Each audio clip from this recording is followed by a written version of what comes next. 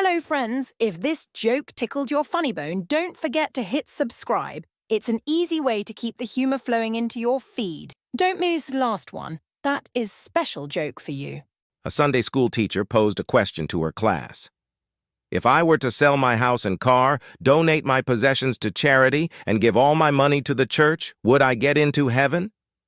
The children unanimously replied, no. The teacher then asked, if I were to keep the church clean, mow the lawn, and keep everything neat and tidy, would I get into heaven? Once again, the answer was a resounding no. Apparently perplexed, the teacher asked, well then, how can I get into heaven? A quick-witted 5-year-old boy piped up and replied, you have to be dead. Everyone has been guilty of looking at another's age and thinking, surely I cannot look that old. I'm sure you've done the same. If so, you may enjoy this short story. While waiting for my first appointment in the reception room of a new dentist, I noticed his certificate, which bore his full name. Suddenly, I remembered that a tall boy with the same name had been in my high school class some 40 years ago. Upon seeing him, however, I quickly discarded any such thought. This balding, gray-haired man with the deeply lined face was too old to have been my classmate. After he had examined my teeth, I asked him if he had attended the local high school. Yes, he replied. When did you graduate? I asked. He answered, in 1957. Why, you were in my class, I exclaimed. He looked at me closely and then asked, what did you teach? A lawyer is talking to his client. He says, I have some good news and I have some bad news. The client says, I could use some good news. What is it? Your ex-wife is not making you pay on further inheritance. Great. Now what's the bad news? Well, she's marrying your father. A guy asked a girl in the library, do you mind if I sit beside you? The girl answered with a loud voice, I don't want to spend the night with you. All the students in the library started staring at the guy, and he was embarrassed. After a couple of minutes, the girl walked quietly to the guy's table and told him, I study psychology, and I know what a man is thinking. I guess you felt embarrassed, right? The guy responded with a loud voice, $200 just for one night? That's too much. And all the people in the library looked at the girl in shock, and the boy whispered in her ears, I study law, and I know how to make someone guilty. We are already 2 years together with my girlfriend and decided to get married. My parents helped as much as they could, and all my friends said it's a really good idea. My girlfriend, she is a dream, but there is something that bothers me. This something is her little sister. This is my future 20-year-old sister-in-law wearing super skinny miniskirts and short blouses. Always lean ahead, and I was often lucky to see her underwear. She never did that in front of someone else. One day she calls me and asks me to go home to see the wedding invitations. When I arrived, she was alone. She whispered that soon I get married and that she has had feelings for me for a long time and that she thinks she can't overcome them. She also said that she desperately wanted to have S with me just once before I marry her sister. I was shocked and could not say a word. He said to me that she goes to bed and asked if I wanted to go up with her. I froze and looked at her going up the stairs. Going up, she took her pants off and threw it at me. I realized that there is no condom on me. I stayed there for a moment and then ran to the door. I opened it, and I walked to the car. My future father-in-law was standing outside with tears in his eyes, hugged me and said, I'm glad you passed this little test, and I am sure that my daughter could not find a better man. Welcome to the family, my son. After months of scrimping and bargain hunting, a woman begged her husband for more money. Can't you just give me an extra $10 so I can buy a roast? Her husband pulled a $10 bill from his wallet and held it up to a mirror. See the money in the mirror? That's yours? He put it back in his wallet and said, This is mine. The next evening, when he got home, the dinner table was filled with steak, ham, a huge roast chicken, the works. "Where did you get all of this?" he barked. His wife took him to the mirror and said, "See the body? That's yours. And this," she said, pulling off her dress, "is the butcher's." A man left for work one Friday afternoon, but it was payday, so instead of going home, he stayed out the entire weekend partying with the boys and spending his entire paycheck. When he finally appeared at home on Sunday night, he was confronted by his angry wife and was barraged for nearly 2 hours with a tirade befitting his actions.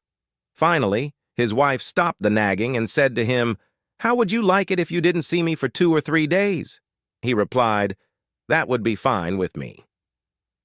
Monday went by, and he didn't see his wife. Tuesday and Wednesday came and went with the same results. But on Thursday, the swelling went down just enough where he could see her a little out of the corner of his left eye. A group of male friends, all turning 40, discussed where they should meet for lunch. Finally, it was agreed that they would meet at Weatherspoons because the waitresses had big breasts and wore miniskirts. 10 years later, at age 50, the friends once again discussed where they should meet for lunch. Finally, it was agreed that they would meet at Weatherspoons because the waitresses were attractive, the food and service were good, and the beer selection was excellent. 10 years later, at age 60, the friends again discussed where they should meet for lunch. Finally, it was agreed that they would meet at Weatherspoons because there was plenty of parking. They could dine in peace and quiet with no loud music, and it was good value for money. 10 years later, at age 70, the friends discussed where they should meet for lunch. Finally, it was agreed that they would meet at Weatherspoons because the restaurant had no steps and had a toilet for the disabled. 10 years later, at age 80, the friends discussed where they should meet for lunch. Finally, it was agreed that they would meet at Weatherspoons because they had never been there before. 2 guys walk into a bar and sit down at a table. The barkeep comes over to them and asks, "What can I serve you, gentlemen?" One of them says to the barkeep, "I'll bet you a pitcher of your finest beer that I can lick my eye." The barkeep says, "I've had guys come in here that could lick their nose, but never have I ever seen one that could lick his eye. I'll take that bet." So the guy reaches up, pulls out his glass eye, licks it, and puts it back in his eye socket. The barkeep says, "Damn, you got me." He brings the guys a pitcher of beer and goes about tending the bar. When that pitcher starts to get low, the barkeep comes back and asks, "Are you gentlemen ready for another?" The same guy answers, "I'll bet you another pitcher of your finest beer that I can bite my ear." The barkeep hesitates for a moment and looks at the guy's left ear, his right ear, and says, "There's no way you've got an artificial ear. I'll take that bet." The guy reaches up, pulls out his false teeth, bites his ear with them, and puts them back in his mouth. The barkeep says, "Damn, you got me again." He brings the guys another pitcher of beer and goes about tending the bar. A little later, the betting guy is drunk, gets up and staggers over to the bar and lays a $100 bill on the bar, saying, "I'll bet you 100 that I can pee and fill 10 shot glasses lined up on the bar with their rims touching without spilling a drop on the bar from 3 feet away." The barkeep says, "It'll be worth $100 to see that, so I bet you can't do it." He puts his own $100 on the bar, lines up 10 shot glasses, and steps back. The drunk whips it out and pees all over the shot glasses, the bar, and the floor. The barkeep picks up the 2 $100 bills, gets out his towel, and starts to wipe them up. He then notices the drunk is smiling and says, "I just made $100, so I'm smiling? You just lost $100. Why are you smiling?" The drunk says, "You see that guy over there I've been drinking with all this time? I just bet him $1,000 that I could come over here, pee all over the bar, and that you'd wipe it up with a smile on your face." A stockbroker was cold calling about a penny stock and found a taker. "I think this one will really move," said the broker. "It's only $1 a share." "Buy me 1,000 shares," said the client. The next day, the stock was at $2. The client called the broker and said, "You were right. Give me 5,000 more shares. The next day, the client looked in the paper, and the stock was at $4. The client ran to the phone and called the broker. Get me 10,000 more shares, said the client. Great, said the broker. The next day, the client looked in the paper, and the stock was at $9. Seeing what a great profit he had in just a few days, the client ran to the phone and told the broker, Sell all my shares. The broker said, To whom? You were the only one buying that stock. On a road trip, an elderly couple stopped at a roadside restaurant for lunch. After finishing their meal, they left the restaurant and resumed their trip. When leaving, the elderly woman unknowingly left her glasses on the table, and she didn't miss them until they had been driving for about 40 minutes. By then, to add to the aggravation, they had to travel quite a distance before they could find a place to turn around in order to return to the restaurant to retrieve her glasses. All the way back, the elderly husband became the classic grumpy old man. He fussed and complained and scolded his wife relentlessly during the entire return drive. The more he chided her, the more agitated he became. He just wouldn't let up for a single minute. To her relief, they finally arrived at the restaurant. As the woman got out of the car and hurried inside to retrieve her glasses, the old geezer yelled to her, While you're in there, you might as well get my hat and the credit card. A mother camel and her baby are talking one day, and the baby camel asks, Mom, why have we got these huge three-toed feet? The mother replies, To enable us to trek across the soft sand of the desert without sinking. And why have we got these long, heavy eyelashes? To keep the sand out of our eyes on the trips through the desert, replies the mother camel. And Mom, why have we got these big humps on our backs? The mother, now a little impatient with the boy, replies, They are there to help us store fat for our long treks across the desert so we can go without water for long periods. Okay, I get it, says the baby camel. We have huge feet to stop us sinking, long eyelashes to keep the sand from our eyes, and humps to store water. Then, Mom, why the heck are we here in the Toronto Zoo? Two math professors are in a restaurant. One argues that the average person does not know any math beyond high school. The other argues that the average person knows some more advanced math. Just then, the first one gets up to use the restroom. The second professor calls over his waitress and says, When you bring our food, I'm going to ask you a mathematical question I want you to answer. 1/3 x cubed. Can you do that? The waitress says, I don't know if I can remember that 1/3 x cubed, says the professor. One there Q? Asked the waitress. 1/3 x cubed. 1/3 x cubed. 1/3 x cubed. The waitress leaves, and the other professor comes back. They resume their conversation until a few minutes later when the waitress brings their food. The professor says to the waitress, Say, do you mind if I ask you something? Not at all. Can you tell me what the integral of x squared dx is? The waitress pauses, then says, 1/3 x cubed. As she walks away, she stops, turns, and adds, plus a constant. A man runs to the doctor and says, Doctor, you've got to help me. My wife thinks she's a chicken. The doctor asks, How long has she had this condition? 2 years, says the man. Then why did it take you so long to come and see me? Asked the shrink. The man shrugs his shoulders and replies, We needed the eggs. One evening, a father noticed that his daughter was looking visibly different, her belly slightly swollen. Concerned and angry, he confronted her in the living room, his voice shaking with fury. Tell me right now, he demanded.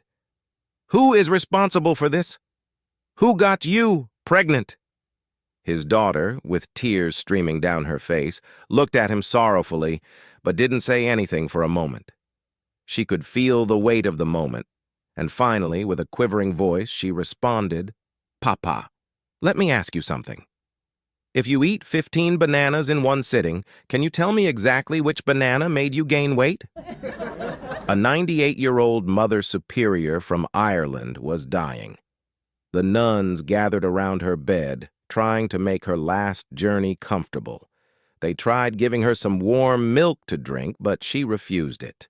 One of the nuns took the glass back to the kitchen, remembering a bottle of Irish whiskey received as a gift the previous Christmas. She opened it and poured a generous amount into the warm milk. Back at Mother Superior's bed, the nun held the glass to her lips. Mother drank a little, then a little more. Before they knew it, she had drunk the whole glass down to the last drop. "Mother," the nuns asked with earnest, "please give us some wisdom before you die." She raised herself up in bed and whispered, "Don't sell that cow." Tears formed in his eyes as he thought about her seeing the wonders of nature through such innocent eyes. Suddenly she stopped and stared at the ground. The father went over to her to see what had captured her attention. He noticed she was looking at two spiders mating.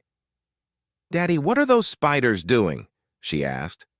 "They're mating," her father replied. "What do you call the spider on top?" "That's a daddy longlegs." The little girl thought for a moment. "So the other one is a mommy longlegs?" she asked. The father's heart soared with the joy of such a cute and innocent question. He laughed and then replied, "No, sweetheart. Both of them are daddy longlegs." The little girl, looking a little puzzled, thought for a moment, then lifted her foot and stomped the spiders flat. "Well, we're not having any of that gay shit in our garden." Bob works hard and spends most evenings bowling or playing basketball at the gym. His wife thinks he is pushing himself too hard, so for his birthday, she takes him to a local strip club. The doorman at the club greets them and says, "Hey, Bob, how you're doing?" His wife is puzzled and asks if he's been to this club before. "Oh, no," says Bob. "He's on my bowling team." When they are seated, a waitress asks Bob if he'd like his usual and brings over a Budweiser. His wife is becoming increasingly uncomfortable and says, "How did she know that you drink Budweiser?" "She's in the ladies' bowling league, honey. We share lanes with them." A stripper then comes over to their table, throws her arms around Bob and starts to rub herself all over him and says, "Hi, Bobby. Want your usual table dance, big boy?" Bob's wife, now furious, grabs her purse and storms out of the club. Bob follows and spots her getting into a cab. Before she can slam the door, he jumps in beside her. Bob tries desperately to explain how the stripper must have mistaken him for someone else, but his wife is having none of it. She is screaming at him at the top of her lungs, calling him every four-letter word in the book. The cabbie turns around and says, "Geez, Bob, you picked up a real bitch this time." The boss is finally old enough to retire from the company. On his last day of work, he ordered a farewell party for himself. The boss wanted everyone to express their good feeling about him by writing on the farewell card, so later he could remember how his staff missed him. Most people are writing standard phrases like, "Without you, the company will never be the same. We will always remember you," etc. Obviously, the boss was not satisfied. "I need something from the bottom of your heart, something really touching, you know. Okay, John, you have been working with me for the last 20 years. You are my best staff. I am retiring now. What do you have to say?" Slowly but firmly, John wrote, "The best news in 20 years." A woman, curious about the nature of aging, once asked an old man, "When does a man truly become old?" The old man, known for his wisdom and wit, smiled gently, as if recalling a moment that held deep meaning. After a brief pause, he replied, "Son, a man becomes old when his wife, with the same care and trust she's always shown, says to him, 'Drop my friend home. It's getting late.' That's the moment he realizes he's aged." After a lively night at a party, a husband and wife were making their way home. The atmosphere in the car was relaxed, filled with the echoes of the evening's laughter, but suddenly, the wife's voice cut through the quiet, her tone filled with urgency. "There's a wall ahead. Stop the car. There's a wall ahead. I'm telling you to stop the car." Her panic grew with each word, but the car didn't slow down. In a split second, the inevitable happened. The car crashed head-on into the wall. The impact was loud, and before they knew it, they were surrounded by the chaotic blur of emergency lights and sirens. The next day, the couple found themselves lying side by side in hospital beds, both bruised and bandaged but thankfully alive. The silence between them was heavy, filled with the unspoken tension of what had happened. Finally, the wife turned to her husband, her face a mix of frustration and confusion. "When I was yelling for so long that there was a wall ahead, why didn't you stop the car?" The husband looked at her with tears welling up in his eyes. His voice choked with emotion. "Madam," he whispered, "it was you driving the car, not me."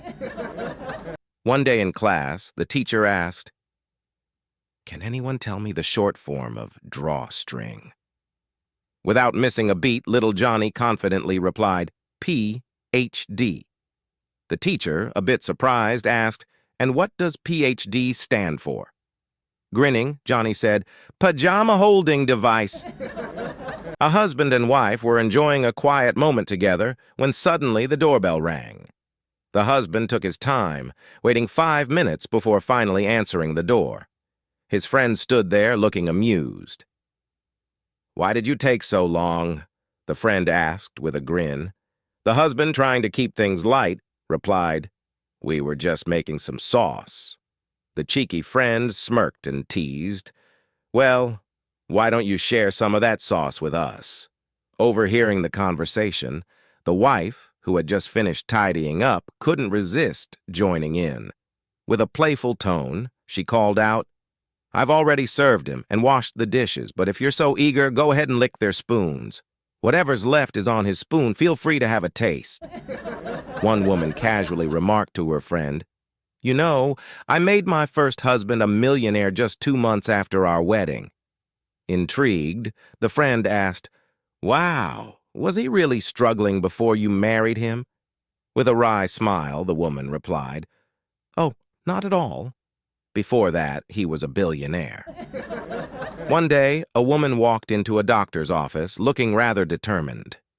She approached the doctor and said, "Doctor, I need you to help me with something very important." The doctor, always eager to assist his patients, replied, "Of course. What seems to be the problem?" The woman leaned in closer, her voice dropping to a whisper. "I'd like you to make another hole down there."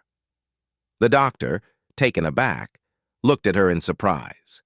He had heard many unusual requests in his career, but this one was quite unexpected. Trying to remain professional, he asked, "Why on earth would you want that?" The woman smiled confidently. "Well, business is going really well, so I thought I'd open another shop." During lunch at work, I ate 3 plates of beans, which I know I shouldn't. When I got home, my husband seemed excited to see me and exclaimed delightedly, "Darling, I have a surprise for dinner tonight."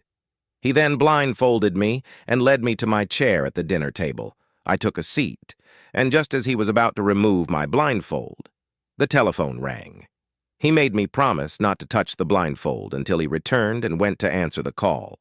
The beans I had consumed were still affecting me, and the pressure was becoming unbearable. So while my husband was out of the room, I seized the opportunity, shifted my weight to one leg, and let one go. It was not only loud, but it smelled like a fertilizer truck running over a skunk in front of a garbage dump. I took my napkin from my lap and fanned the air around me vigorously. Then, shifting to the other leg, I ripped off 3 more. The stink was worse than cooked cabbage. Keeping my ears carefully tuned to the conversation in the other room, I went on releasing atomic bombs like this for another few minutes. The pleasure was indescribable. Eventually, the telephone farewells signaled the end of my freedom, so I quickly fanned the air a few more times with my napkin, placed it on my lap, and folded my hands back on it, feeling very relieved and pleased with myself. My face must have been the picture of innocence when my husband returned, apologizing for taking so long. He asked me if I had peeked through the blindfold, and I assured him I had not. At this point, he removed the blindfold, and 12 dinner guests seated around the table with their hands to their noses chorused, "Happy birthday!" A young man buys a chicken farm out in the country. He doesn't know much about chickens, so he decides to go consult with some of the locals. He finds an old farmer and asks if he might be able to give him some pointers. The old farmer tells him, "Sure, meet me here at 6 a.m. tomorrow and I'll show you the ropes." The young man gets up and meets the old farmer the next morning and is surprised to find him waiting outside his chicken coop with a 3-piece suit on, including a top hat, cane, monocle, and even spats. The young man is baffled but decides to play along and say nothing. They enter the chicken coops, and the young man is immediately attacked by a group of 20 to 30 chickens. Tomorrow, they peck at his feet, fly up to claw at his face, and beat him over the head with their wings. After about 30 seconds of this, the young man runs off out of the coop. He turns around and sees the old farmer standing there calmly, not a chicken even paying him a second glance. The young man says, "That was crazy. They were all over me, and they didn't even touch you." The old farmer says, "Lesson 1, young man. Whenever you deal with chickens, you got to dress impeccably." I had been doing tech support for Hewlett-Packard's diskette division for about a month when I had a customer call with a problem I just couldn't solve. She could not print yellow. All the other colors would print fine, which truly baffled me because the only true colors are cyan, magenta, and yellow. For instance, green is a combination of cyan and yellow, but green printed fine. Every color of the rainbow printed fine except for yellow. I had the customer change ink cartridges. I had the customer delete and reinstall the drivers. Nothing worked. I asked my coworkers for help. They offered no new ideas. After over 2 hours of troubleshooting, I was about to tell the customer to send the printer in to us for repair when she asked quietly, "Should I try printing on a piece of white paper instead of this yellow paper?" A man is stumbling through the woods totally drunk when he comes upon a preacher baptizing people in the river. He proceeds into the water, subsequently bumping into the preacher. The preacher turns around and is almost overcome by the smell of alcohol, whereupon he asks the drunk, "Are you ready to find Jesus?" The drunk shouts, "Yes, I am." So the preacher grabs him and dunks him in the water. He pulls him back and asks, "Brother, have you found Jesus?" The drunk replies, "No, I haven't found Jesus." The preacher, shocked at the answer, dunks him again, but for a little longer, he again pulls him out of the water and asks, "Have you found Jesus, brother?" The drunk answers, "No, I haven't found Jesus." By this time, the preacher is at his wit's end and dunks the drunk again, but this time holds him down for about 30 seconds. And when he begins kicking his arms and legs about, he pulls him up. The preacher again asks the drunk, "For the love of God, have you found Jesus?" The drunk staggers upright, wipes his eyes, coughs up a bit of water, catches his breath, and says to the preacher, "Are you sure this is where he fell in?" The father said, "Top of the morning to you. Aren't you Mrs. Donovan? And didn't I marry you and your husband 2 years ago?" She replied, "Aye, that ye did, father." The father asked, "And be there any wee little ones yet?"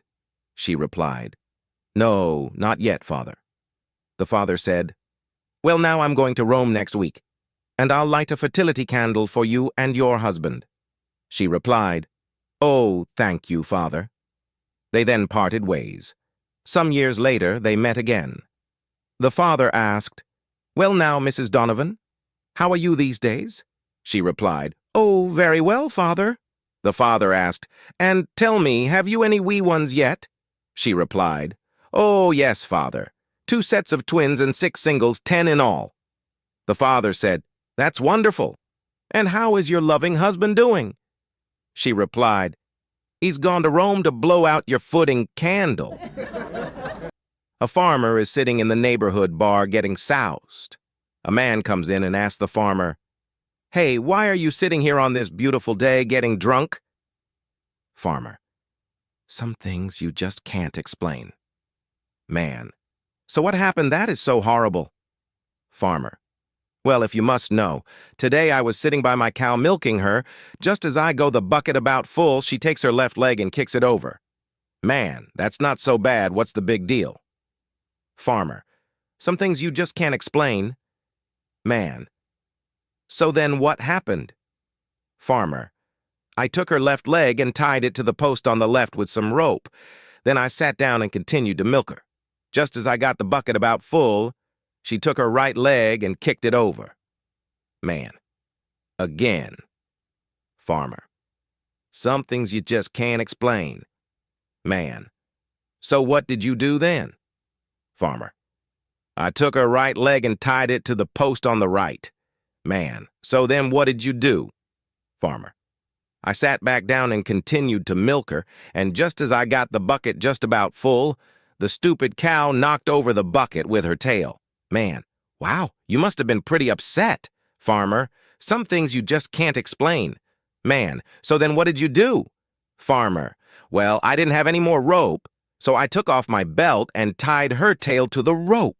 At that moment, my pants fell down and my wife walked in. If you're still here, I'm thrilled you enjoyed the joke. Subscribing is a simple way to stay connected. Join our community and make me a happy friend.